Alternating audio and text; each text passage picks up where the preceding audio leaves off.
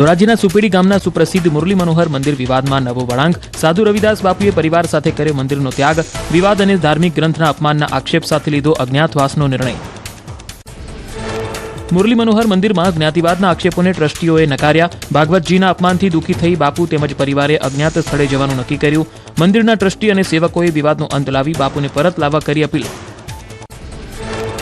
સુરતમાં નાસિકમાં બનેલી ઘટનાને લઈ વિરોધ. લવ જેહાદી ઘટનાઓ સામે વિશ્વ હિન્દુ સંગઠનોમાં જોવા મળ્યો રોષ.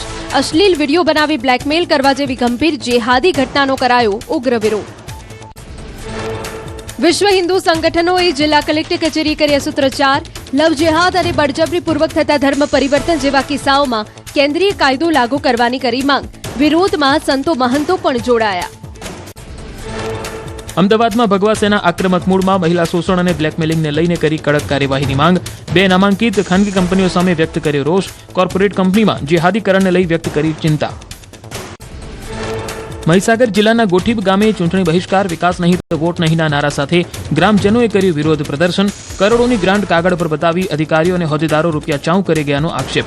અધિકારીઓ અને નેતાઓ પાસે માંગ્યા જવાબ.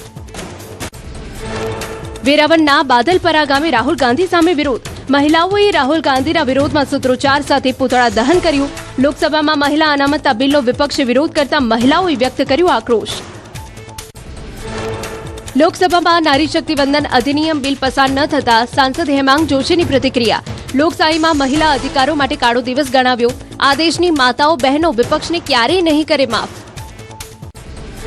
કેબિનેટ બેઠક બાદ કેન્દ્રીય પ્રધાન કિરણ રિજિજુનું નિવેદન. વિપક્ષે મહિલાઓ સાથે કર્યો અન્યાય. કોંગ્રેસે મહિલાઓનો આક્રોશ સહન કરવો પડશે. વિપક્ષે બિલનું સમર્થન ન કરી છે ભૂલ.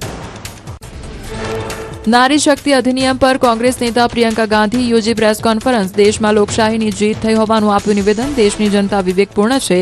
આજે બદલી ગયું છે ભારત.